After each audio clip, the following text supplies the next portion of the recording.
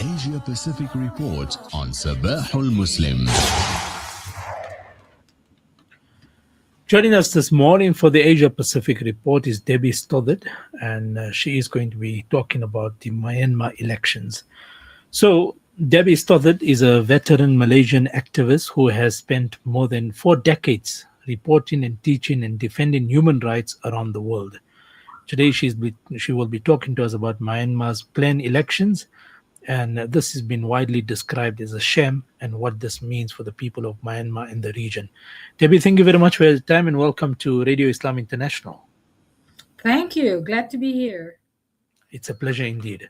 Debbie, the military says that these elections are a step towards peace and stability, but many observers, including the UN, say that the opposite is true. And in plain language, they are saying that these elections are not considered free and fair. Well, it's very clear under any criteria. The UN is in agreement with experts and groups dedicated to observing free and fair elections that this election, this what we call a sham election by a scam junta, has had in no way resembles a free and fair election, and actually is a very oppressive process. I'd like to explain why. Firstly, the military junta, since it launched the coup in February 2021, has been promising fresh elections because they did not want to hand over the government to the National League for Democracy, which won by a landslide in the 2020 election. And in that period, they have been tinkering with the whole electoral process.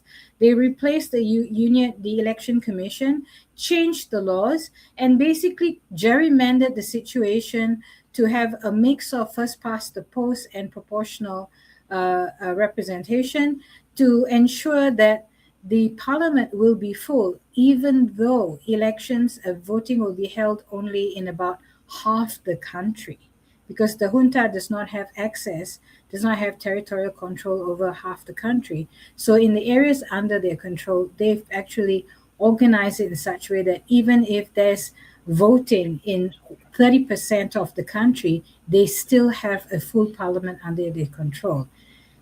But that's not the worst part of it. The last time a sham election was held in Burma, Myanmar, under a military regime was in 2010. Then, that year, there were only 2,189 political prisoners.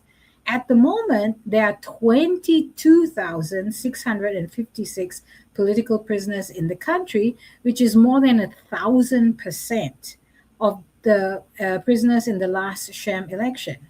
And when the KPI for election is to create a path to peace, what we've seen is that since the coup was launched in February 2021, there has been nearly 23,000 armed clashes and attacks on civilians.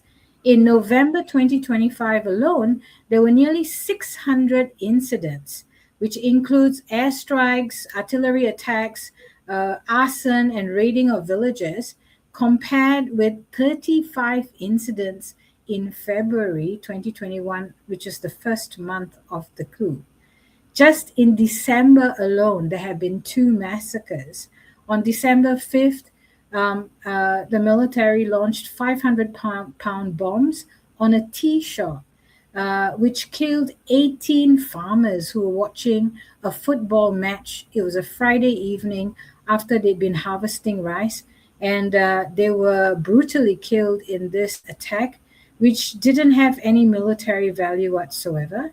And then on December 10th, World Human Rights Day, the junta launched 2 500-pound bombs on a hospital in Arakan state and killed more than 30 men, women, and children, patients at the hospital. So, it doesn't tell us that there's going to be a let-up in the violence. In fact, The junta is essentially marching people at gunpoint to the polling centers on 28th December, 11th of January, and 15th of January. So all the indicators are telling us that this is a sham election by a junta who would like to scam the international community that somehow Burma is on the path to normalization. And that's not all. Uh, Besides increasing the number of political prisoners and ongoing intensity of conflict, including armed attacks, aerial airstrikes on civilian targets, Burma is also facing the possibility of changes on its border. Thailand last week dissolved the parliament and is scheduled to hold general elections on February the 8th. Bangladesh is scheduled to, which is on the other side of Burma's border, is also scheduled to have elections on 12th of February. So in the new year, many things may change for Burma. Hopefully, it will create a situation that will allow a genuine peace, a genuine and inclusive, free and fair political process to be started. Hmm. And we see the response of the international community, it has been mixed. And looking at ASEAN, they said that they won't send any observers. The UN said that they have warned that the vote could deepen instability. What would be the meaningful international action in a situation like this? At this point, countries like Brunei, who's a member of ASEAN, but ASEAN itself is not sending observers, but Brunei is. And Brunei is not exactly known for having expertise in this area since they have not had elections for over 60 years. Pakistan, Belarus, Russia, China, and India are sending election observers, and these are states where the rulers do support unfree and unfair elections, for the want of a better description. But having said that, uh, we have to recognize that there has been a political transformation, especially in areas under resistance control, where local communities and state actors have actually set up their own administrations. In Karenni State, for example, the revolutionary state government is implementing 30% women's leadership in the legislative, executive, and judicial. So, there's been quite massive steps forward in terms of a change in governance. Young people have even created a package of economic policies that are aimed at reducing poverty and bringing equity to the country where there's been severe livelihood gaps. There's been a whole bunch of positive developments. What we really need for the international community is to actually vote for democracy and human rights by stopping the flow of revenue and technology that the junta can use to oppress and murder people. I think that is going to be an important start so that the rest of the country can get on with rebuilding their future instead of continually for being targeted with violence and atrocity crimes by the military. We must not forget the Rohingya community is suffering a second wave of genocide in Arakan state, and that needs to be addressed. That cannot be addressed. It's not going to be addressed by this so-called election under the junta, and it's not being addressed in this current situation. We have to turn the national situation around. We have to reverse the coup and kick the military out, kick them back to the barracks, and get on with accountability, healing, and rebuilding the country. Hmm. And I was just going to ask about the Rohingya or the Arakan community. Is there any hope for them? But as you highlighted, that they do not stand to benefit in any way or the other. What happens to their cause in all of this? Well, it's a very painful situation because Arakan State is in almost full war mode. The Arakan Army, the resistance armed group, mainly of ethnic Rakhines, have essentially controlled most of the key zones in Arakan State.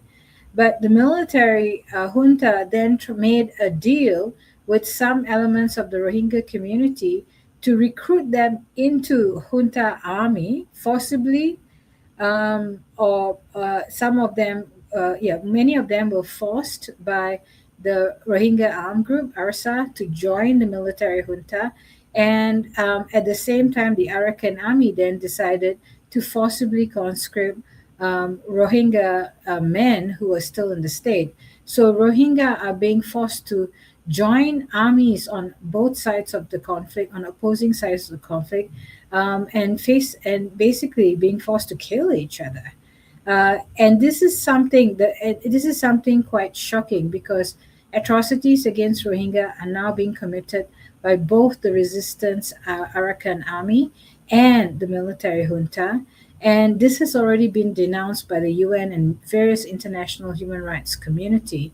But the reality is that we're not going to be able to fundamentally or effectively address this issue until we are able to reduce the capacity of Arakan army, but mostly the military junta's army, to commit violence against civilians. I think that's going to be key across the whole country. But even in the military junta census last year, there's over 5 million people seemingly missing from the census, and that also includes Rohingya who are not counted. We're talking about 4.36 million people who are missing from the junta census. In the last census, in 2014, there were 51.4 million people counted in Burma.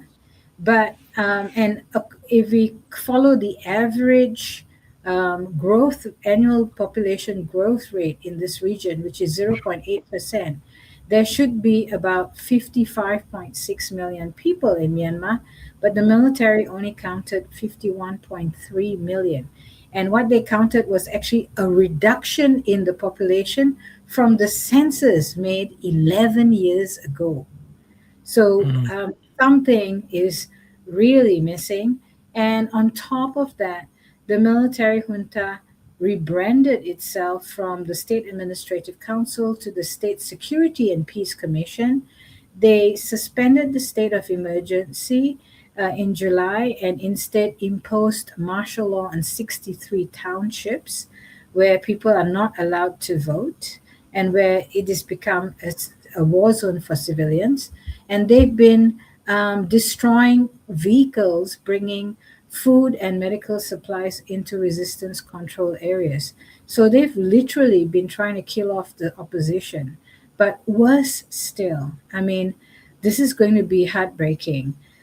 Young people are being subjected to lengthy jail terms under this new election protection law, which imposes 7 years maximum jail for publicly criticizing the election.